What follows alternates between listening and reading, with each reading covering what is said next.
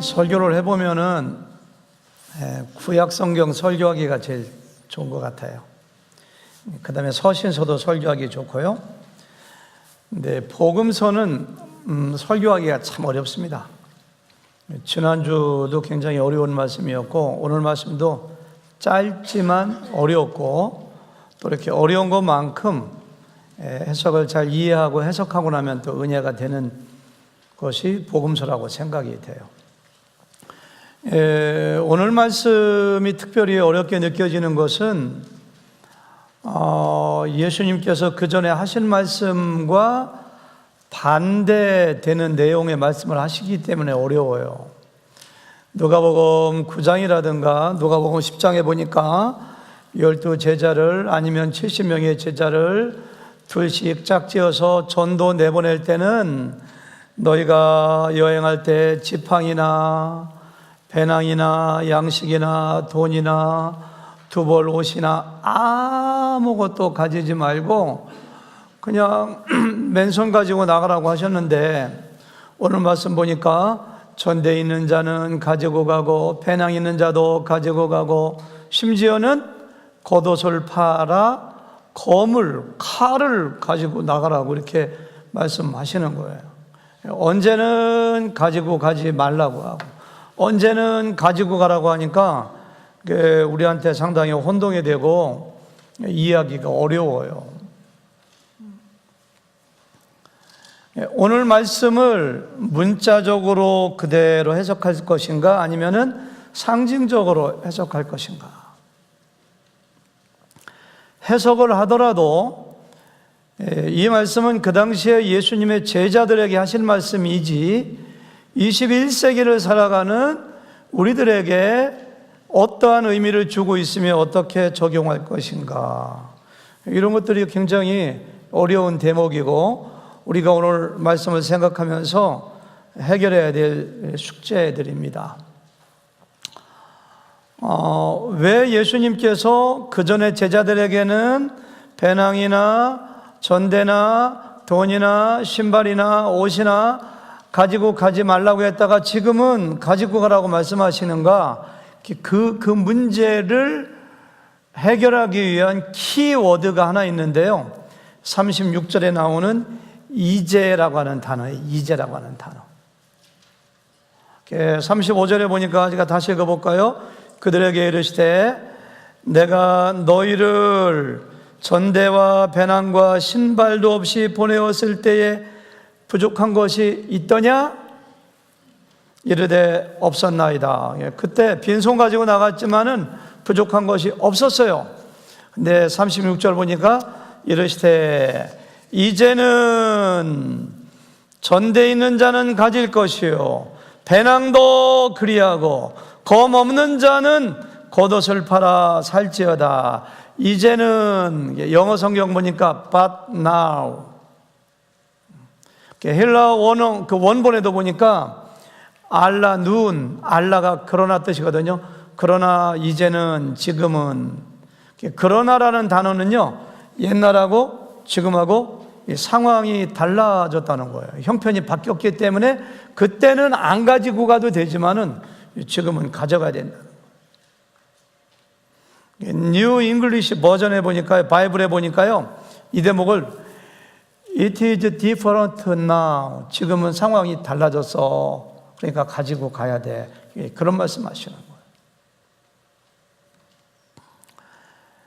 거예요. 제가 대학에 다닐 때 굉장히 대학생들에게 유행됐던 것 중에 한 가지가 거지 전도단이었습니다. 특별히 제가 몸담고 있던 CCC라고 하는 대학생 선교단체에서도 여름만 되면은 5명씩, 10명씩, 4명씩, 2명씩 짝지어서 거지 전도단을 이렇게 만들어가지고 아무것도 가지고, 차비도 가지고 가면 안 돼요. 그래서 각 시골이라든가 마을을 다니면서 전도하고 했던 그런 것이 유행이었습니다. 그 당시만 해도 그것이 굉장히 좋은 것이었고 가능했다고 생각이 돼요. 왜냐하면은 가서 복음 전하고 전도하러 왔습니다만 굉장히 환영받는 분위기였었고요. 저는 나가본 적이 없지만 갔다 온 친구들이 그런 얘기예요. 간증을 굉장히 많이 합니다. 그리고 인심이 좋고 교회에 대한 이미지가 좋아가지고 가는 동네마다 교회마다 먹을 거 주고 차비 주고 심지어 옷도 주고 잘 받아들이는 분위기였는데 지금 같으면 안 될 것 같아요. 인심도 굉장히 각박해지고 또 교회에 대한 정서도 이미지도 좋지 않은 면이 많습니다. 그래서 아마 대학생들이 거지전도 나가면은 욕먹을 것 같아요. 니놈들은 일도 안 하고 뭐 하는 거냐고 욕먹을 것 같아요. 상황이 바뀌면 불가능한 것처럼 예수님이 12제자를 70명의 제자를 내보낼 때는 전도 실습입니다. 실전이 아니고. 그리고 예수님이 많은 환자들을 고쳐주시고 오병이어와 같은 기적을 베풀어 주시고 먹을 거 주시고, 그러니까 예수님에 대한 이미지가 굉장히 좋아요. 그래서 예수님의 제자들입니다, 예수님이 보내서 왔습니다 그러면은 사람들이 서로가 재워주려고 하고 먹을 거 주고 입을 거 주고 대접해 주고, 또 이방인의 길로 가지 말고 유대인의 집으로만 가라고 했으니까 그렇게 험한 지역이 아니고 제자들에게 귀신을 내어쫓는 권세도 주시고 병 고치는 권세도 주셨기 때문에 제자들이 가서 귀신을 내어쫓고 막 병을 고쳐주니까 환영받고, 그러니까 이게 막 먹을 것을 공급해줘. 그러니까 너희가 전대도 가지지 말고 배낭도 가지지 말고 돈도 가지지 말고 그냥 빈손 가지고 나가라고. 그게 통했어요 그 당시에는. 네, 시간이 얼마 지났지 않았지만은 상황이 완전히 바뀌었어요. But now. 그러나 이제는 it is different now. 상황이 바뀌었어요.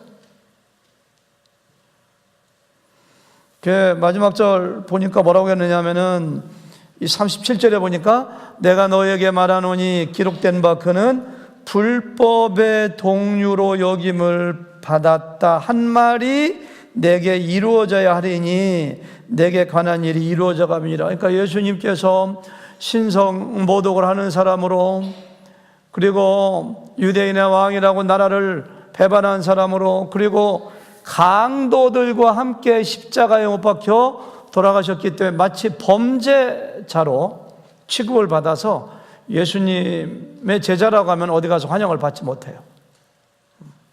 예수님의 제자라고 하면은 오히려 환영받기는커녕 쫓겨나고 핍박당하고 박해당하고 맞고 쫓김당해야 될 수밖에 없기 때문에 너희가 이제는 상황이 달라졌으니까 너희가 챙길 수 있으면은 전대가 있느냐? 전대가 돈지갑이거든요.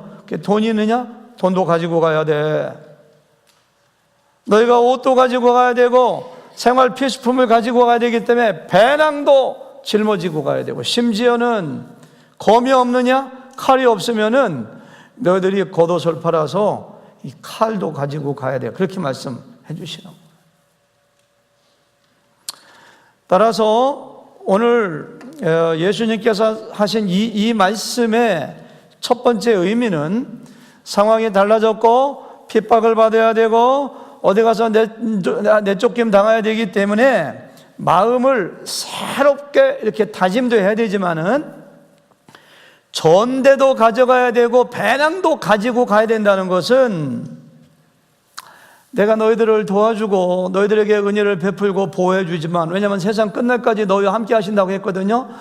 그럼에도 불구하고 지금부터는 너희가 준비할 수 있는 것은 준비하고 너희가 할 수 있는 것은 너희가 해야 돼. 내가 도와줄 거야. 그렇지만 너희가 할 수 있는 것은 너희들이 해야 돼. 그렇게 말씀하시는 거예요. 전도 실습 나갈 때는 예수님의 인기가 하늘을 찌르고 어디 가든지 간에 예수님의 제자라고 하면은 먹여주고 재워주고 공급해주고 환영을 많이 받았습니다. 그래서 가지고 갈 필요가 없었지만은 이제부터는 상황이 달라. 내가 십자가에서 강도들과 함께 죽고 사람들이 그래서 너희들을 핍박하고 너희들을 박대할 텐데 물론 성령님이 도와주시고 하나님이 도와주시지만, 그러나 너희가 몸만 가지 말고 너희가 이제 준비할 수 있는 거 준비해서 너희가 가져가야 돼. 그렇게 말씀하시는 거예요. 만약에 예수님께서 12명의 제자나 70명의 제자를 내보낼 때처럼 아무것도 가지고 가지 말고 그냥 가라면은, 이제 2월 말에 우리 교회에서 도미니카 단기 선교 가는데, 그때도 그냥 가야 됩니다.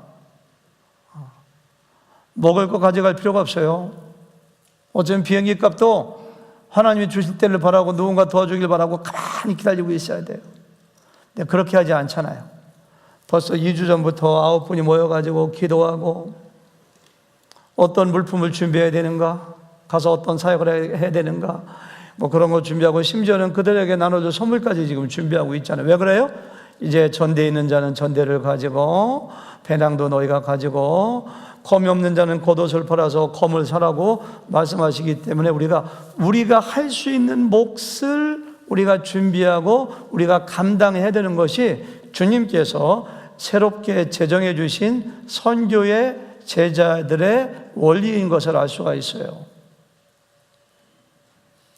그러니까 사도 바울도 어쩌면 예수님의 이 말씀을 의식해서 텐트 메이커가 되었습니다.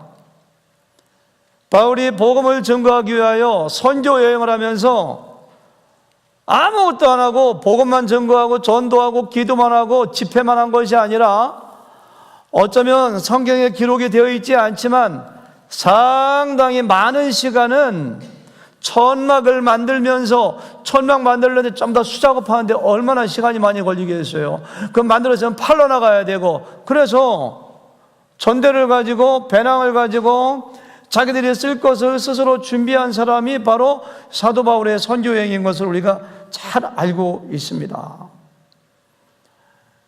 우리가 어떠한 사역을 감당한다든지 선교를 나가다든지, 아니면 우리의 생활을 영위하기 위해서 마치 감나무 밑에 가서 감 떨어지기를 기다리고 입을 벌리고 있는 사람의 자세가 아니라, 감나무에 올라가서 감채를 가지고 감을 따는 자세로 우리가 할 수 있는 것을 열심히 준비하고 하는 것, 그것이 바로 하나님의 코워커, 하나님의 동역자예요. 동역자.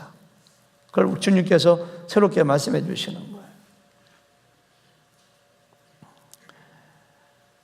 이스라엘 백성들이 40년 동안 가나안 땅에 들어가기 위해서 광야에서 방황하고, 아무것도 농사를 지을 수 없고 마실 물이 없는, 정말 낮에는 무덥고 밤에는 추운 광야에서 40년을 살았는데요, 그때는 아무것도 준비하지 않았습니다. 하나님께서 다 먹혀주시고 입혀주시고, 너희가 40년 동안 신발이 헤어지지 아니하고 신발이 떨어지지 아니하고 옷이 닳지 않았다고 했거든. 하나님께서 특별한 기적적인 방법으로 옷 하나 가지고 40년 동안 입게. 왜? 거기는 옷이 없는 동네니까. 거기는 살 수도 없고 만들 수도 없어요. 먹을 것이 없으니까요, 아침에 나가보면은 땅에 먹을 것이 수북히 완전 식품입니다. 거기에 탄수화물, 비타민, 지방 다 들어가 있어요. 만나 하나에. 하나님이 공급해 주셨어요. 고기 먹고 싶다고 하니까 고기 내려주시고 하셨어요. 근데요, 여호수아서 5장에 딱 넘어가 보니까요, 그 땅의 소산물을 먹은 다음 날에 가나안 땅에 들어가서 지천에 널려있는 과일도 따먹고 이삭도 주워 먹고, 그 땅의 소산물을 먹은 그 다음 날에 만나가 그쳤으니 이스라엘 사람들이 다시는 만나를 얻지 못하였고 그 해에 가나안 땅의 소출을 먹었더라, 이렇게 했어요. 가나안 땅에 들어가니까 농사를 지을 수가 있습니다. 조금만 움직이면 과일도 딸 수가 있습니다. 야생 열매도 딸 수가 있습니다. 그러니까 이제부터는 너희가 땀 흘리고 너희가 노력해서 씨앗도 뿌리고 과일나무도 심고 해서 너희가 노력해서 먹을 거 거둬야 돼. 알았지? 하나님께서 그거 말씀하시는 거예요. 우리가 사역을 할 때, 선교를 갈 때, 일상생활에서도 하나님의 은혜만 바라거나 다른 사람의 도움의 손길만 기다리면서 아무것도 하지 않는 게으른 사람이 아니라 내가 할 수 있는 최선을 다해서 손과 발을 움직이고 머리를 써서 연구하고 창의성을 발휘하고 그렇게 하라고 주님께서 하시는 말씀을 통해서 우리는 적용할 수가 있는 거예요. 하나님이 하시니까, 하나님이 은혜 주시니까 우리는 아무것도 안 하고 그냥 가만히 있으면 돼. 그게 아니에요. 그게 아니에요. 만약에 어떤 분이 목자, 목녀를 맡았으면은 하나님이 목자, 목녀 다 해주시는 거지 뭐. 난 아무것도 안 해도 괜찮아 하고서 목원 중에 누가 아파도 신방도 안 가고 새로운 목원이 와도 아프다고 해도 먹을 것도 안 사다 주고 기도도 안 해주고 아무것도 안 하고 가만히 있으면 그 목장은 머지않아서 문 닫습니다. 목원들 다 나갑니다. 그래요, 안 그래요? 그렇죠? 그러니까 목자가 되고 목녀가 됐으면은 열심히 자기가 할 수 있는 거예요. 왜? 우리가 하나님의 동업자이기 때문에. 하나님도 은혜 주시고 하나님도 도와주시지만 나도 하나님의 동업자이기 때문에 내가 열심히 해야 돼요. 잠언서에 보니까 손과 발을 부지런히 움직이는 자는 부하게 되느니라. 우리가 해야 할 일이 있는 거예요. 하나님이 지켜주세요. 하나님이 보호해 주세요. 하나님이 공급해 주세요. 그럼에도 불구하고 내가 해야 될 일은 반드시 해야 되는 거예요. 그것이 사역의 원리입니다. 제가 목회자인 저 자신을 볼 때도 정말 부족한 점이 많아요. 근데요, 목회하는 것도 그렇습니다. 어떤 목회자가 형 하나님이 하시는 거지 내가 하는 거야 라고 하면서 아무것도 안 하고 맨날 그냥 컴퓨터 앞에 앉아있고 맨날 자기가 좋아하는 책이나 보고 좋아하는 책, 성경이 아니라 그러고 그 날마다 이렇게 게을르게 한다면은 교회는 점점 교회에 있는 성도님들은 영혼이 피폐해지고 교회는 어려워지고 교회는 나중에 쪼그라 붙어가지고 문 닫아야 되고. 근데 하나님께서 전대에 있는 자는 전대도 가질 것이요 배낭도 가질 것이요 검이 없는 사람은 겉옷을 팔아 검을 사라 하게 자기가 할 수 있는 거 열심히 농사 짓는 사람이 씨앗을 뿌리고 김을 메고 이렇게 물을 내고 추악을 하는 것처럼 자기가 할 수 있는 거 창의력을 발휘해가지고 이렇게 할까 저렇게 할까 연구하고 열심히 하면은 교회도 점점 부흥하고 목장도 마찬가지고. 여러분들이 어떤 부장이 되셨는가요? 부장도 마찬가지입니다. 어떤 부서를 담당하면은 그냥 아무것도 안 하고 그냥 해오던 대로 가만히 있으면 여러분 그 부서가 하는 일이 없어요. 그러니까 뭔가 열심히 할 수 있는 걸 최선을 다해가지고 연구하고 기도하고 사람을 찾아가고 그리고 막 섬기고 사람들을 조직하고 하면서 사역을 잘 해나가면은 그 부서가 부흥되죠. 야곱은 중간에 죽으면 안 되는 사람입니다. 왜냐하면 아브라함과 이삭과 야곱을 통하여 다윗을 통하여 메시아가 오는 하나님의 선택한 족속이기 때문에 사람이기 때문에 중간에 망하면 안 돼요. 한 20년 동안 멀리 밧단 아람에 가 있다가 돌아오면서 제일 두려운 것이 에서입니다. 에서.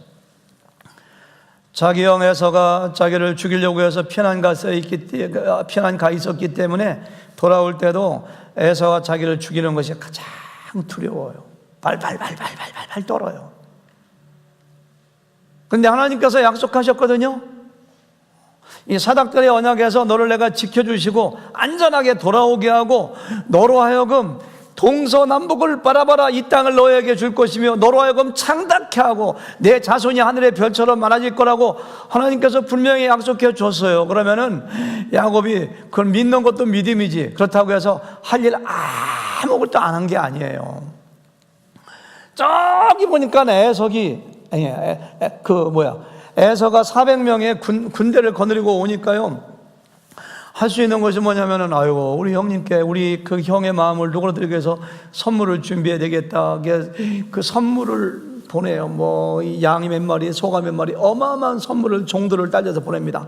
선물 주는데도 연구를 많이 합니다. 선물 한 번 주는 것보다 2번 주자 해갖고서는 1차 선물, 2차 선물. 그러니까 에서가 야 너희들 누구냐 하니까 동생이신 야곱께서 보내시는 선물입니다. 그러니까 마음이 벌써 풀어져.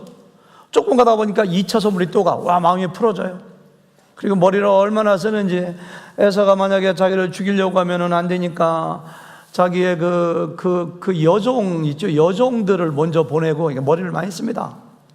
자기가 별로 덜 사랑하는 레아를 또 이렇게 보내고 나중에 사랑하는 라헬하고 요셉이 맨 나중에 가요. 그러니까 사람이 할 수 있는 최선을 다하는 것을 믿음이 없다고 공격해서는 안 돼요. 하나님의 동역자로서 있는 입장에서 내가 할 수 있는 모든 걸 다 하는 거예요. 그리고 가만히 있는 것이 아니라 모든 사람들을 다 강 건너 이렇게 보낸 다음에 야복강가에 서갖고서 밤새도록 하나님께 기도로 씨름하는 모습을 볼 수가 있어요. 전대에 있는 자는 가질 것이요 배낭도 그리할 것이요 검이 없는 사람은 겉옷을 팔아 검을 살지어다. 이 말씀은 하나님께서 우리에게 어떤 사역을 맡겨주시고 누군가를 섬기고 무슨 일을 하기 위해서 내가 요행만 바라거나 하나님의 은혜만 추구하거나 아니면 도움의 손길만 바라고 가만히 앉아있지 말고 나에게 주어진 걸 최선을 다해서 준비하고 섬기고 노력하고 하라는 것을 저는 우리에게 말씀해 주시는 걸 이렇게 적용하면서 은혜를 받았어요. 또 한 가지는요, 겉옷을 팔아 검을 사라는 이야기는 조금 해석을 달리해야 돼요. 이것을 문자 그대로 받아들이느냐 아니면 상징으로 해석하느냐에 따라서 겉으로 드러나는 기독교의 행태는 천차만별입니다. 결론적으로 말씀드리면은 예수님의 이 말씀을 우리는 상징으로 받아들여야 돼요. 배낭이나 전대는 어느 정도 물리적인 실제적인 거로 받아들여서 약간 이렇게 적용을 했습니다만 이 말씀은 장차 제자들이 환난을 당하고 어려움 당하고 박해를 당할 때에 영적인 전쟁을 해나감에 있어서 영적인 무장을 갖추라는 말씀이지 실제로 칼을 준비해가지고 칼 가지고 사람들 치고 싸우라는 그런 이야기가 아닙니다. 만약에 이 말씀을 문제적으로 해석하여 칼 가지고 싸우라는 말로 받아들이면 기독교는 자기의 주장을 관철하고 진리를 수호하기 위하여 총과 칼로 무장하여 무장 봉기를 하고 무력 항쟁하고 교회에서도 만약에 진리에 어긋나는 사람이 있으면 용서하고 권면하고 설득하고 사랑하기보다는 의자를 집어 던지면서 싸우고 투쟁해야 되는 종교로 전락해야 될지 몰라요. 근데 그런 뜻이 아니에요. 근데 당시의 제자들은 아직까지 성령을 받지 못한 연고로 불행하게도 이 말씀을 문자 그대로 받아들였습니다. 그래서 제자들은 누가 예수님을 배반하고 누가 예수님을 3번 부인하고 예수님이 체포될 것이라고 하니까 드디어 우리가 칼로 무장하고 싸울 때가 왔구나 이렇게 오해를 한 것 같아요.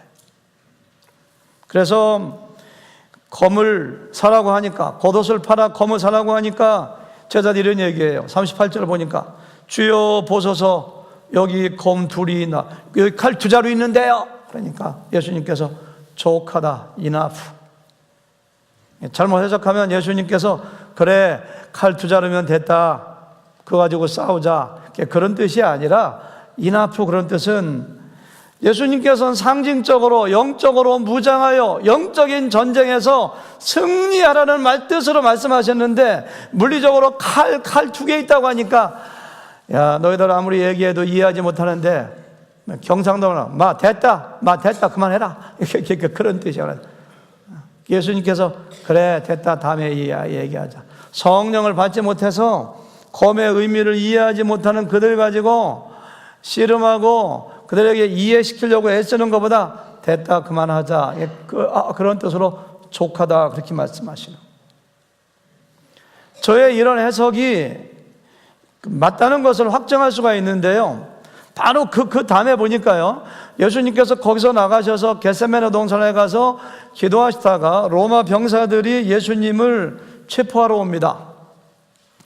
그러니까 베드로가 칼을 빼가지고 대제사장의 종 이름이 말고인데요, 말고의 길을 내렸죠.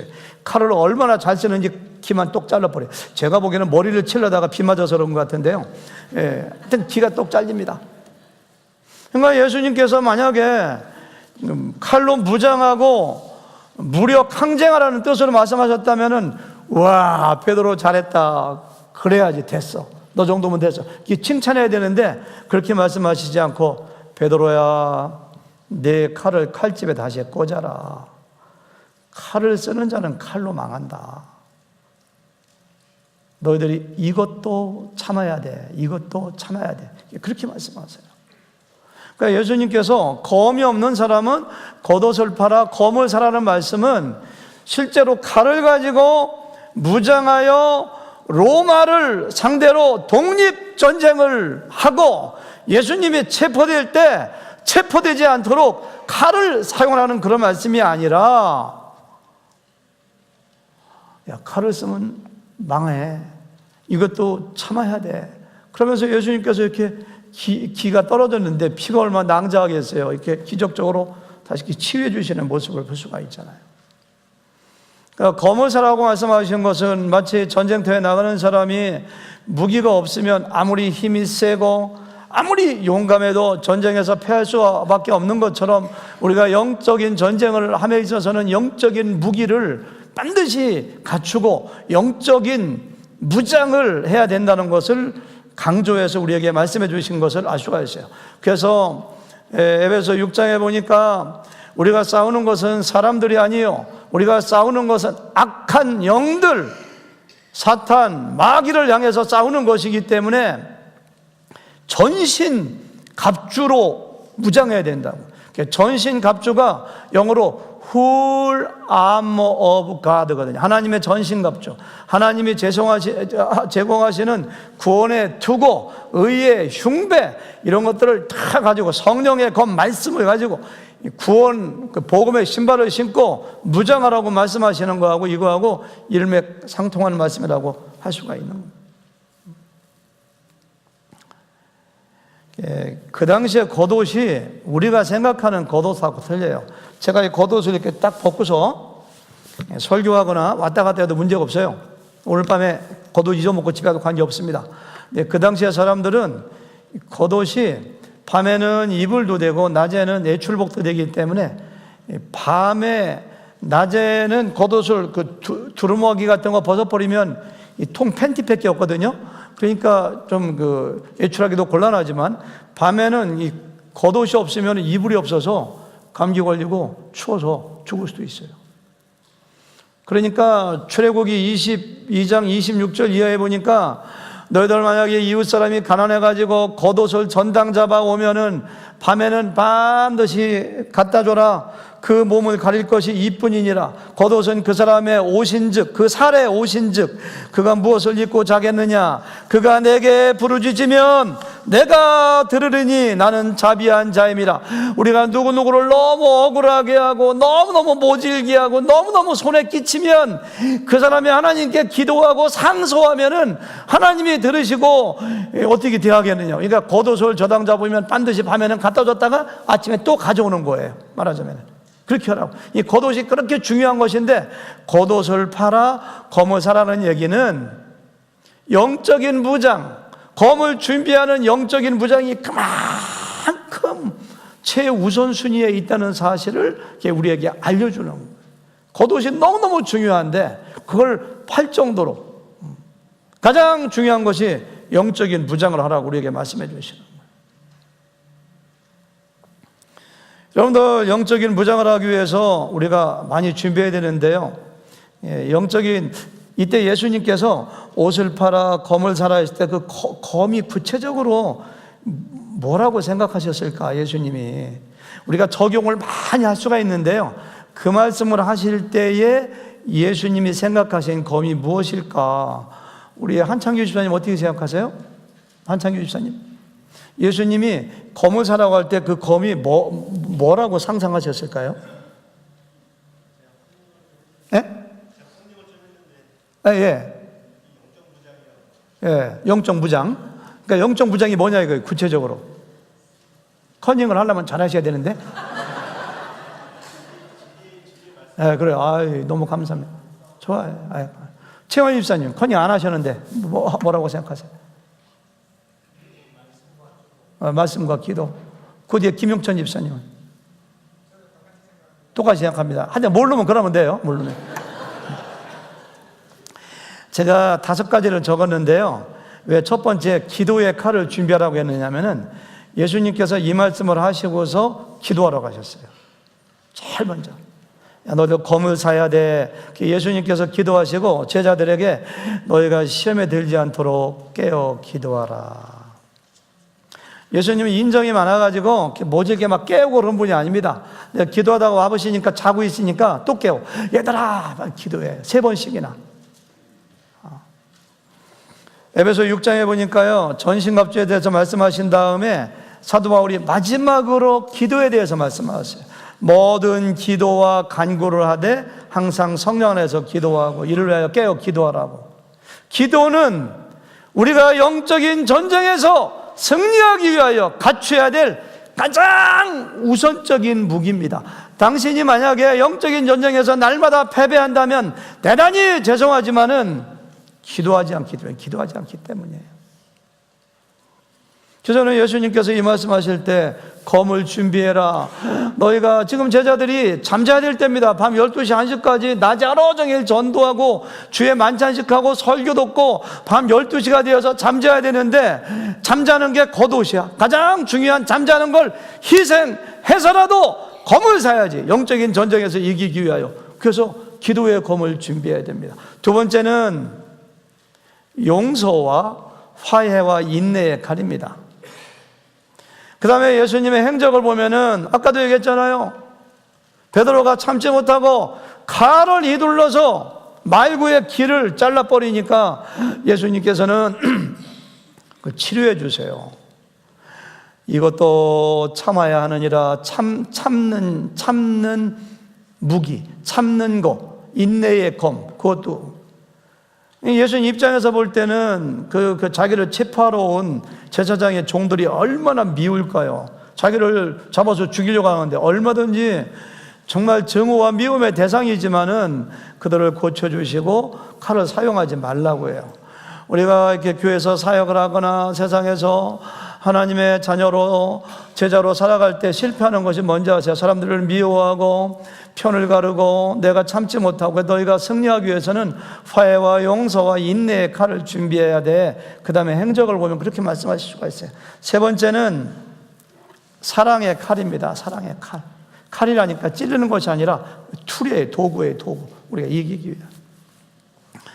베드로가 예수님을 3번 부인하고 실패 가운데 있을 때 주님께서 찾아오셔가지고 베드로에게 내 양을 치라, 내 양을 먹이라고 할 때 사실 이렇게 물어보셔야 돼요. 너 내 양을 사랑하니? 이렇게 물어봐야 되는데 그렇게 물어보지 않고 어떻게 물어봐요?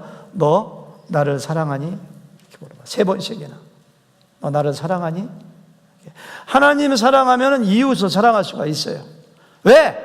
하나님이 이웃을 가장 많이 사랑하기 때문에. 당신이 누군가를 미워하고 누군가를 용서하지 못하고 사랑하지 못한다면 대단히 죄송하지만 하나님을 사랑하지 못하기 때문이에요. 어린 양을 치고 어린 양을 먹이기 위해서 내가 먼저 어린 양을 사랑하고 하나님 사랑하고 사랑할 때만이 가능한 거예요. 우리가 목자로서 막 목장에 어려움 겪는다면 어쩌면은 나의 목원들을 절대적인 존재로 어떠한 결함과 흠에도 불구하고 안아주고 품어주고 사랑해야 되는데 똑같은 눈으로 바라보고 그들을 사랑하지 못하기 때문에 목장이 어려워질 가능성이 굉장히 많습니다. 사랑의 칼이에요. 우리는 사랑으로 무장해야 돼요. 네 번째, 성령 충만의 칼입니다. 누가는 누가복음을 기록하고 이어서 사도행전을 기록하면서 사도행전 보니까 이런 얘기예요. 예수님께서 너희들은 예루살렘 떠나지 말고 내게서 들은 바 아버지께서 약속하신 것을 기다리라. 요한은 너에게 물로 침례를 주었거니와 너희는 몇 날이 못 되어서 성령으로 침례를 받으리라. 그리고 그 몇 줄 내려가면 오직 너에게 성령이 임하시면 너희가 권능을 받고, 권능의 칼, 성령. 영적인 전쟁에서 승리하기 위해서 우리는 성령을 의지해야 되고 성령 충만을 받아야 돼요. 마지막 5번째, 성령의 검, 곧 말씀을 가지라 이렇게 했거든요. 에베소서 6장에 보니까요. 성령의 검이 말씀의 말씀. 그러니까 말씀을 가지라. 이렇게 말씀을 가지라. 누가복음 24장에 보니까 엠마오로 가는 두 제자가 예수님의 부활을 믿지 못하고 의심하며 절망 가운데 자기의 고향 동네로 가고 있습니다. 부활하신 예수님께서 그들에게 나타나셨습니다. 그들로 하여금 부활을 믿게 하기 위해서는 도마에게 했던 것처럼 내 못자국을 봐라, 창자국을 봐라, 내가 부활했잖아. 그러면 제일 쉬워요. 근데 예수님께서는 그렇게 하지 않으시고 모세와 선지자의 글로 시작하여 모든 성경에 자기에 관하여 기록된 것을 들어서 부활할 것을 가르쳐 주세요. 그들의 눈이 밝아져요. 이것은 앞으로 예수님의 제자들이 말씀의 검을 사용하여 복음을 증거하고 말씀의 검을 사용하여 사탄을 물리쳐야 될 것임을 암시적으로 말씀해 주시는 거예요. 예수님은 하나님이십니다. 예수님은 하나님의 아들입니다. 사탄이 시험할 때 하나님의 영적 권위와 권능으로 사탄아 물러가라! 그러면 사탄은 물러가는 거예요. 근데 예수님은 그렇게 하지 않고 하나님의 성경 말씀을 가지고 말씀하세요. 하나님의 말씀은 우리가 휘두르는 칼입니다. 칼. 여러분과 제가 사탄이 시험하고 유혹할 때 암만 인상을 쓰면서 화를 내면 사탄아 물러가라 해도 안 물러나요. 근데 뭘 넣어야 돼요? 칼을 휘두르. 그게 바로 뭐예요?